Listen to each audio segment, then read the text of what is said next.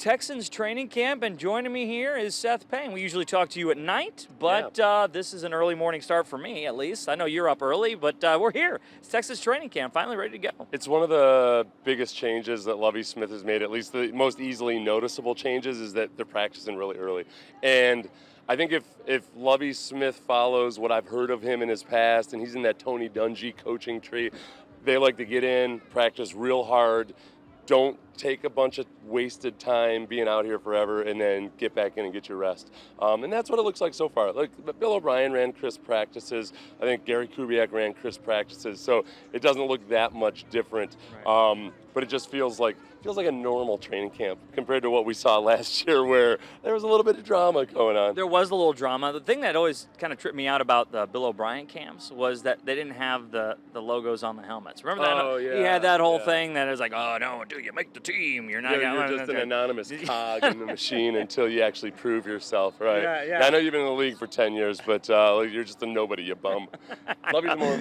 Lovie doesn't, he doesn't buy into any of the macho BS. You know, if it's stuff. Yes, he's been around a long time, man. He knows a thing or two about this league. Yeah, he's not trying to prove anything to anybody. So that part of it is, as a former player, that part of it's refreshing. I do want to ask you, from your playing days, now you know you go through OTAs, you go through all that, and then you get a little bit of break. What is it kind of coming back, getting back into the fold after you do get that little break to spend a little time with the family? Or, I know you're still working, you're not going on many vacations and all that. You're still focused on what you're doing, but to come back with all the guys, it's fun. What was that feeling like? You know what? It changes from year to year. Because when you're a rookie, at least with me, you're tense. You're nervous. You get winded just because you're so tense and hyped up, and you're a little bit nervous. You're not so sure of yourself.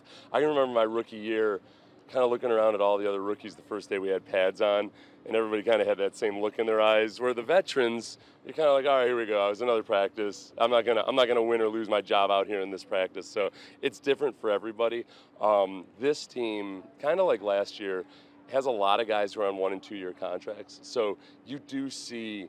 I feel like you can sense that. I could sense it last year. When you got that many guys that know that, hey, I'm on a 1 year deal, this might be it for me, there's a little bit of extra crispness and focus, and that's what it looks like with these guys. Nick Caserio met with the media before training camp, and God bless Nick. He's building a team here, but he's a wordsmith. Yeah. He says so many things but doesn't say them at all, right? Yeah. But he was asked about Davis Mills, and we'll start there, right? I mean, because this is now his team. Mm-hmm. Man, the drama we talked about last year, not here. Davis Mills, the leadership you can tell from the guys talking in OTAs, they see it a little bit. What do you expect out of Davis, out of camp and moving forward? I think the first thing I notice out here compared to last year is, and this is going to sound like it's no big deal, but it's actually a big deal.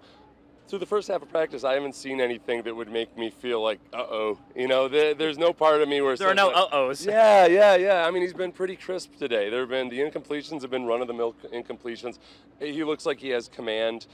He never looked like a guy who was flustered mentally. He never looked like, even when he threw a bunch of picks in any given practice, he never looked like it was too much for him. But I think this year you can tell there's like a casual competence to him.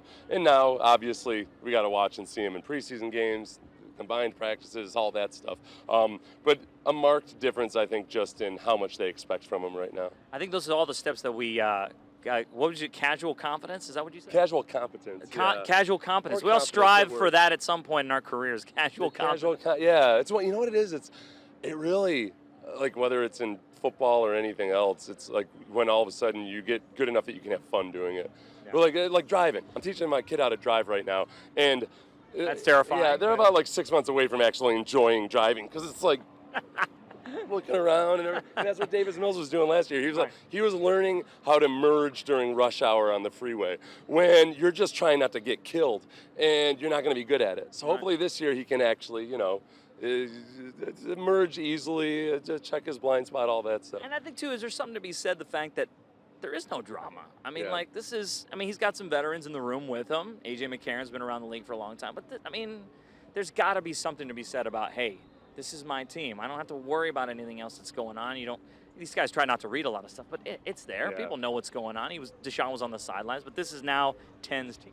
Well, that's what I remember Whitney Merciless saying, or at least he agreed with me when I said it feels like it's kind of like a dysfunctional family where you're not talking about, maybe the sibling that's the sibling that's different than everybody else. Right, You don't right. talk about it at dinner, but it's an issue. Right. And your dad's vein is bulging out of his like it felt like that. And even though everybody obviously knew what the issue was, there were still only certain things you could do when you've got that situation there. And I think it's not going to turn them all of a sudden into a championship team without that there. But for a team that's trying to develop a culture, I think it's possible. It's possible now, whereas last year I think there's only so much you could do.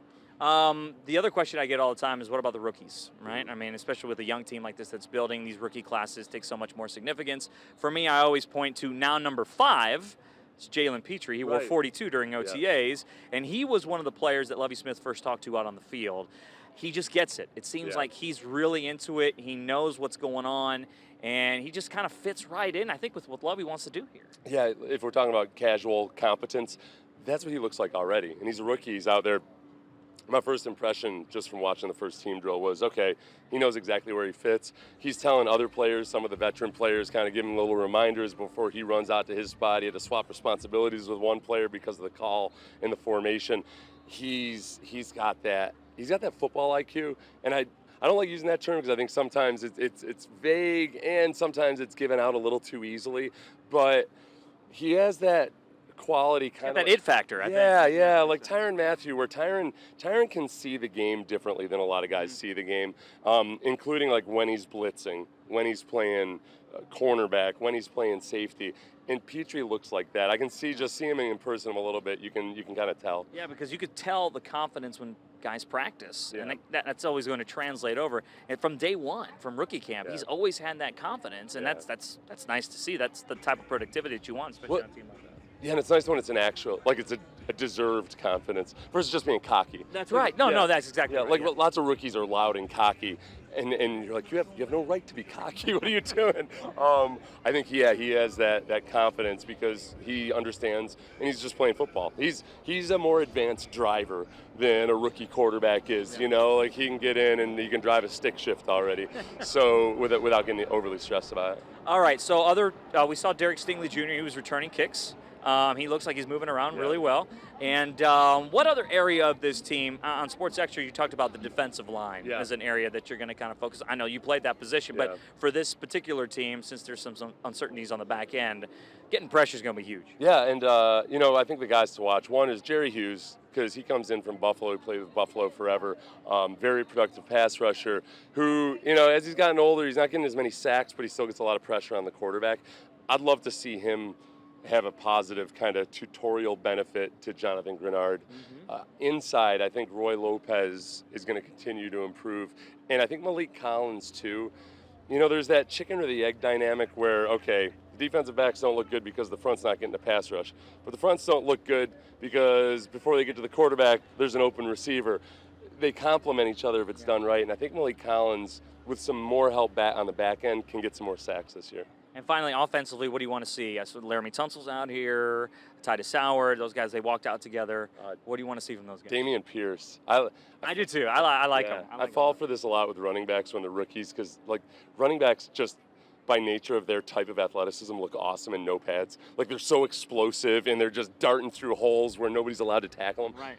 Having said that, yeah, he looks really good. He looks really explosive darting through holes. So, I like him. And, I think a lot of people were kind of, taken in by his personality. But you talk to people at University of Florida, and it's more than that. He didn't get a lot of touches in college, but that's just the nature of college football and that SEC. Scheme. Everything else. So I'm excited about watching him.